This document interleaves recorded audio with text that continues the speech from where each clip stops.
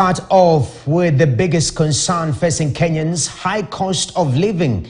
In his manifesto, Ruto said his administration will prioritize lowering the prices of basic commodities. The outgoing administration of President Uhuru Kenyatta has attempted to bring down the cost of unga by implementing a maize flour subsidy program that brought down the retail price of a 2-packet kg of unga to 100 shillings. Unfortunately, most of the unga was not available. In fact, that particular program has been put on hold due to lack of funds. And now, we see the same situation with fuel subsidy, which is supposed to be coming to a close by the end of October. All this to mitigate and cushion Kenyans on the cost of living. Dominic Omondi, senior writer at The Standard, joins us now to clarify on how the incoming government is expected to handle the high cost of living. Dominic, over to you.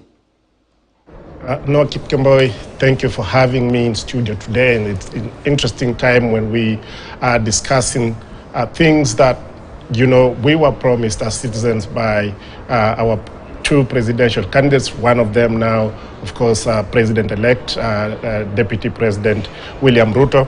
And just talking about the cost of living, because that is one of the things that really was a huge feature during his campaigns, and he promised to bring down the cost of living in the first 100 days. Didn't say how he was going to do it, but of course we know that prices of basic commodities have really gone up, partly because of drought and partly because of external global factors such as the increase, the war in Ukraine, which has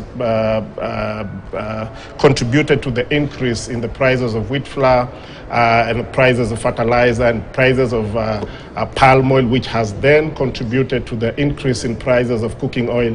And so we need mostly short-term measures that are going to cushion Kenyans against this shock. But you don't really see, at least in the manifesto that we were given by Deputy President, the President-elect William Ruto, you don't see how they are going to deal with it from a short-term perspective, but you see them talking about the long-term perspective. I don't know how that will tie in with the fact that they would like to bring down the prices of basic commodities in the first 100 days. All right, thank you very much, Dominic, with that update on matters cost of living. Now let's move to healthcare. The president-elect, just like his competitor, former Prime Minister Raila Odinga, promised to implement universal health care to ensure that every Kenyan has access to basic medical care. Given that most Kenyans pay for their health care out of pocket, majority are just one hospitalization away from poverty. Official data shows that more than 25.36 million Kenyans are above 18 years, with NHIF having 8.8 million members. Graham Kajilwa now dissects on the implementation of the UHC and actually the reforms touching on the NHIF. Graham, over to you.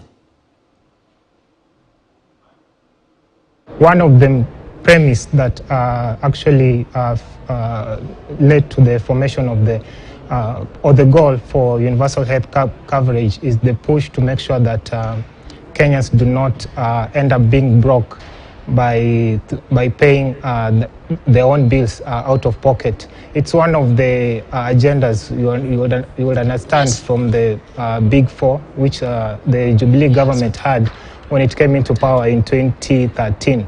It will be interesting to see how the new elect president, William Ruto, will go about this, considering that the universal health coverage has been, he was part of the government actually for the last 10 years, and we've not seen much taking shape in terms of universal health coverage. However, we've seen a lot that has happened in terms of the changes in National Hospital Insurance Fund.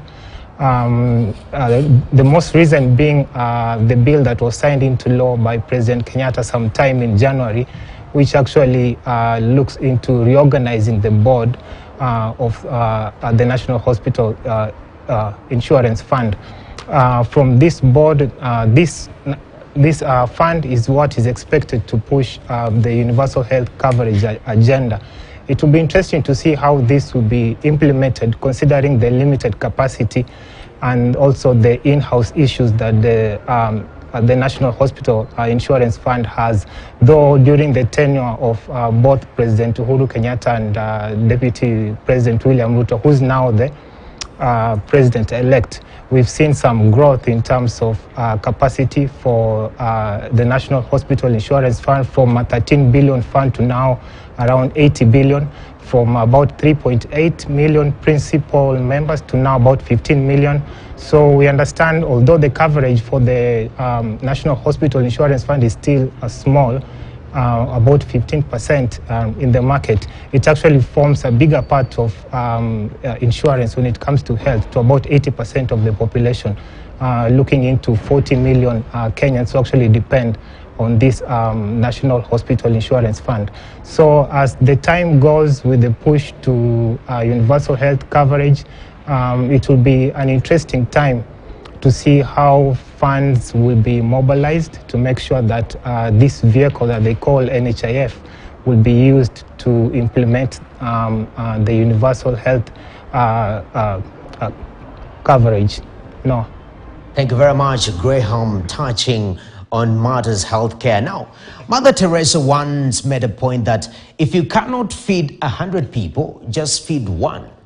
With around 3.1 million Kenyans being food insecure in pastoral and marginal agricultural areas, the incoming government has to look into the eyes of hungry Kenyans and offer solutions. Dr. Paul Kang'ethe now clarifies on the key tenets of how the incoming administration will marshal and transform the agricultural sector to combat food insecurity in Kenya. Dr. Kang'ethe. Thank you so much, Noah, for having me here today. The incoming government has a big task at hand. First, because of the issue of food security. And when you're talking about food security, we are talking about availability and cost. And again, we're also talking about the quality of this food that is concerned. And as it were, everybody eats at least once a day. Of course, some other people do 3 meals a day. But when we are at it, we are cognizant of the fact that due to the effects of climate change, then we have to rethink agriculture in a different way, in the sense that we have to employ climate-smart agriculture so that we can produce enough food for the country. But for us now to produce that enough food for the country, there are some pertinent issues that the incoming government has to tackle. And one of those includes that there has to be enough land so that we can be able to have, because land becomes a major factor of production, because we cannot plant things in the sea or in the rivers, but we need land to be able to cultivate and provide that. And there has been so much issue of land, as it were, and some belongs to the government, which needs to be freed. Others has been embezzled by individuals, which also needs to be freed to make sure that enough land is available. Once we are at that point, then we also need to factor in what is the cost of production. And here we are talking about inputs and implements. If we can borrow a leaf from our neighbors, such as Rwanda, you realize that that country has tax-free policy when it comes to issues like inputs such as seeds, fertilizers, and animal feeds, to make sure that farmers are able to produce. And when it comes to implements, when they are importing them from overseas, they just come in duty-free, just to make sure that they are coming in at a small cost so that people can be able to afford such services. And going forward, that for these people now who have land and who has implements, something that is required is technical knowledge, what we call extension. You realize that majority of the people just get into farming as a way of being passed down hereditary from maybe generations. Maybe their father was doing it, and now the sons need to do it.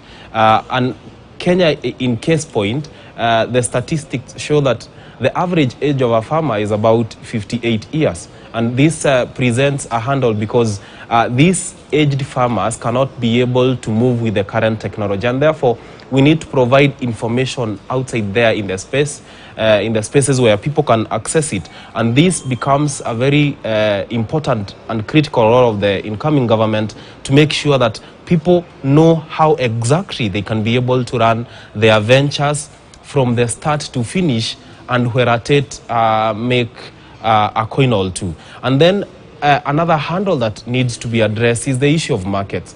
You realize that even once that people have produced their foods, they do not have ready or available markets to sell their foods, because again you may find that similar products are coming from our neighbors. Of course, we have the East African community, and people can just bring in goods across the border, as it were. But then there need to be regulation of what can be brought in at what level and what cannot be brought in, so that a farmer in Wangigi who is producing eggs, maybe at a cost of maybe 12 shillings per egg, is not competing probably with an Ugandan or Tanzanian farmer who is producing a similar egg at maybe 4 shillings per egg. So such cushions to the farmers who are producing then make sure that at the end of the day there is what we are calling returns on investment. And as it were, there needs to be guaranteed maximum return of or prices of the goods that are coming into the market, so that a dairy farmer in Nyandarua, for example, is assured that even before they go into milk production, any retail producer that goes to the market, they are assured of a stable price that may be about 50 shillings or thereabout, just to make sure that the biggest burden that they are bearing to feed this nation does not go unrecognized. Because as it were, a farmer currently is producing at about maybe 28 shillings per litre, and that litre, once it goes into the market, the farm gate prices at the current are about 35 shillings. So you find that the farmer is just earning about 7 bob.